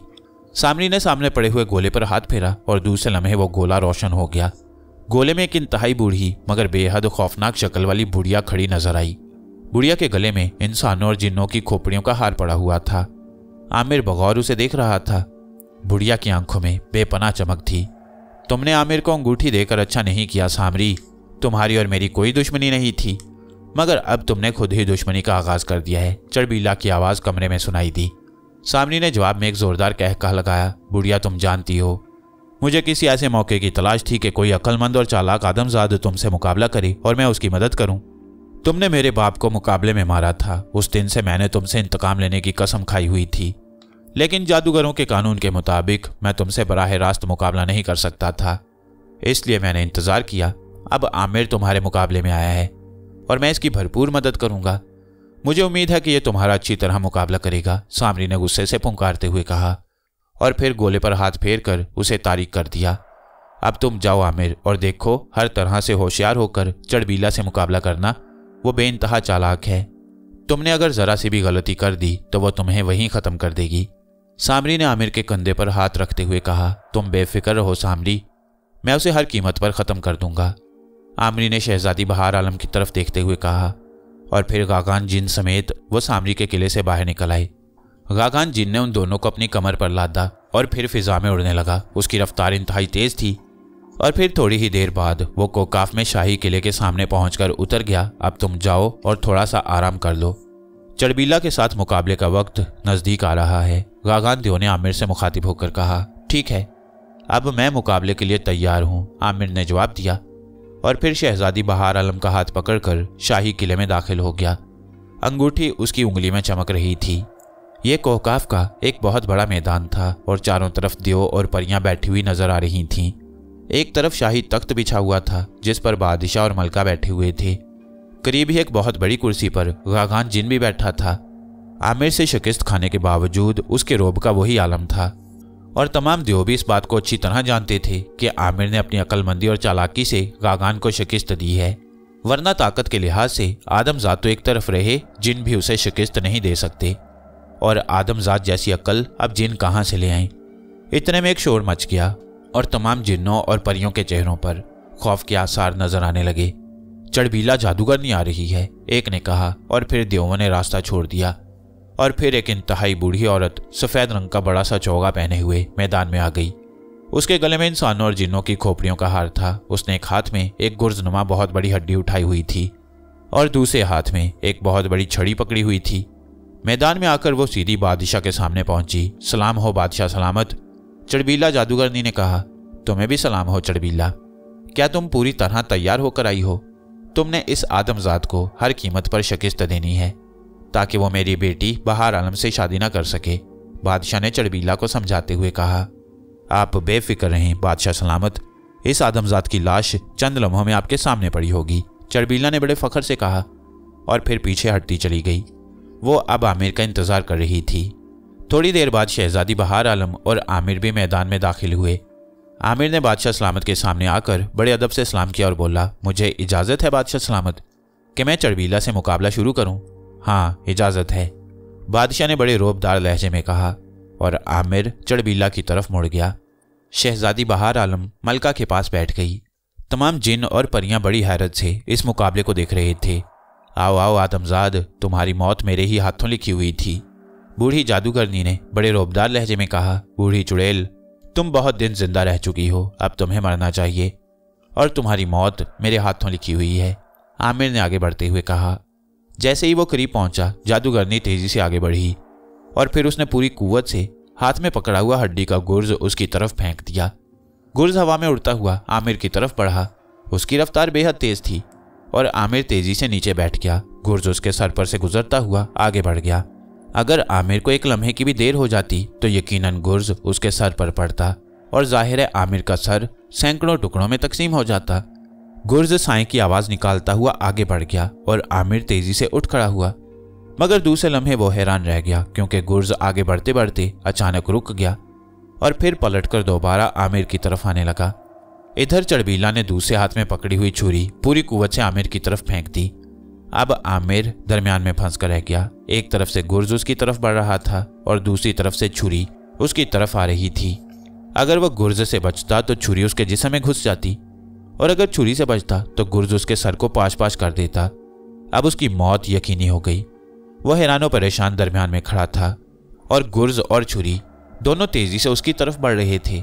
जादूगरनी के जोरदार कहकहे से पूरा मैदान गूंज उठा।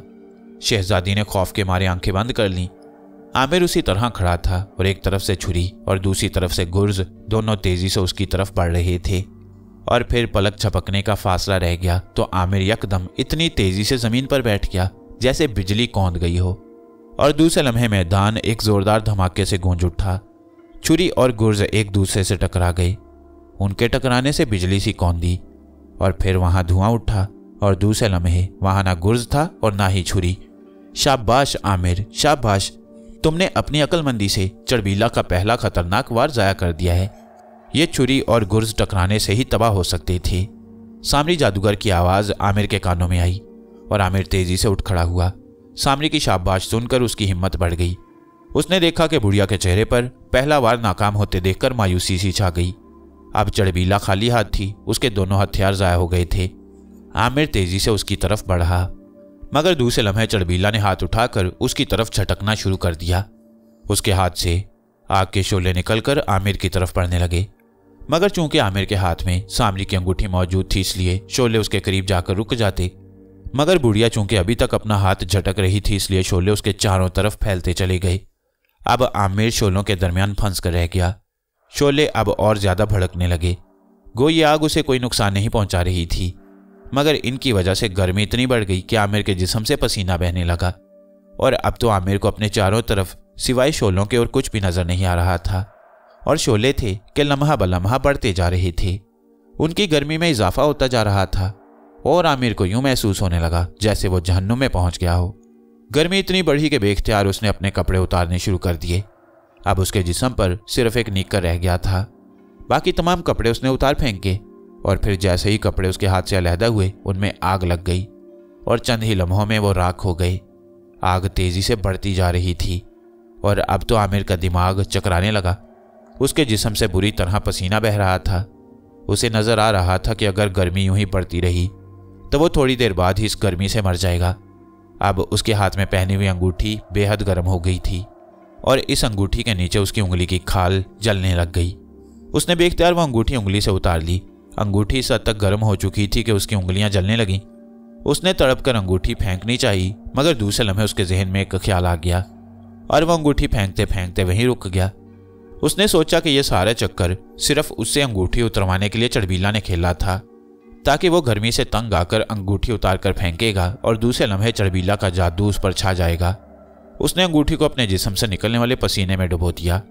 उसने ऐसा अंगूठी को ठंडा करने के लिए किया था, मगर इसका नतीजा उसके तस्वुर से भी ज्यादा हैरान कुन निकला। जैसे ही अंगूठी पर लगे हुए पत्थर पर उसका पसीना लगा, पत्थर से पानी की एक धार फूट निकली और फिर जहां जहां वो धार पड़ी आग यूं बुझती चली गई जैसे कभी जली ही ना हो। आमिर ने अंगूठी चारों तरफ घुमाई और आग बुझ गई। आग के पूरी तरह बुझते ही अंगूठी में से धार निकलनी बंद हो गई। आमिर ने तेजी से अंगूठी दोबारा पहन ली। अब उसके सामने उसके कपड़े भी पड़े हुए थे, क्योंकि आग का जादू खत्म हो गया था, इसलिए कपड़े भी दोबारा आ गए। आमिर ने बड़ी फुर्ती से दोबारा कपड़े पहन लिए। सब जिन और परियां जो ये यकीन कर बैठे थे कि आमिर इस आग में जल चुका है, आमिर को यूं सही सलामत खड़ा देखकर हैरान रह गई। बूढ़ी जादूगरनी भी बड़ी हैरत से आमिर को देख रही थी, जिसने उसके दूसरे वार को भी नाकाम कर दिया। आमिर ने जादूगरनी की इस हैरत से फायदा उठाया और इंतहाई तेजी से जादूगरनी की तरफ झपट पड़ा। इससे पहले कि जादूगरनी कुछ करती, आमिर ने जादूगरनी की गर्दन के गिर्द अपने दोनों हाथ जमा दिए और फिर पूरी कुव्वत से जादूगरनी का गला दबाने लगा। जादूगरनी ने उसके जिस्म को पकड़कर झंझोड़ना चाहा और फिर कुछ पढ़ना चाहा, मगर आमिर ने बेहद अक्लमंदी की थी। उसे मालूम था कि जैसे ही जादूगरनी ने कुछ पढ़ा वो जरूर बेबस हो जाएगा। चुनाचे अच्छा यही है कि जादूगरनी को पढ़ने का मौका ही ना दिया जाए और उसका गला ही दबा दिया जाए। चुनाचे वो जादूगरनी का गला जोर से दबाता चला गया। जादूगरनी ने अपना गला छुड़ाने के लिए आमिर के पेट पर मुक्के भी मारे, मगर आमिर पर तो जुनून चढ़ गया था, वो तो पागल हो गया था। उसने जादूगरनी के गले से हाथ नहीं हटाए, वो बुरी तरह उससे चिमट गया। शाबाश आमिर शाबाश, ये बूढ़ी चुड़ैल खूब काबू आई है, इसका गला दबा दो, इसी तरह ये मर सकेगी, हरगिज इसका गला ना छोड़ना। सामरी की आवाज़ आमिर के कानों से टकराई और आमिर के हाथों में और ज्यादा ताकत आ गई। उसने अब हाथों की पूरी कुव्वत लगा दी और फिर उस बूढ़ी जादूगरनी की जुबान बाहर निकल आई। आंखें उबलने लगीं। उसके चेहरे पर बेपनाह तकलीफ के आसार जाहिर थे। उसका जिस्म तड़पने लगा। वो अब शायद मरने के करीब थी और फिर चंद ही लम्हों बाद अचानक उसका जिस्म बेहिस्सो हरकत हो गया। उसी लम्हे एक जोरदार आंधी आई और चारों तरफ चीखों पुकार की आवाजें आने लगीं। जिंदाबाद आमिर, जिंदाबाद आमिर, बूढ़ी चड़बीला मर गई है। सामरी की आवाज़ सुनाई दी और आमिर बूढ़ी का गला छोड़कर उठ खड़ा हुआ। जब आंधी खत्म हुई तो सबने देखा कि मैदान में चड़बीला जादूगरनी मरी पड़ी है और आमिर सही सलामत खड़ा है। सब खुशी से नारे लगाने लगे। बादशाह, जो आमिर की जुर्रत और बहादुरी का अब दिल से कायल हो चुका था, उठ खड़ा हुआ। उसने आमिर की फतह का ऐलान कर दिया। आमिर उसके सामने जाकर झुककर आदाब बजा लाया। मेरे करीब आओ आमिर, तुम बेहद अक्लमंद, बेहद चालाक और बेहद बहादुर इंसान हो। मुझे खुशी है कि मेरी बेटी का इंतखाब बहुत अच्छा है।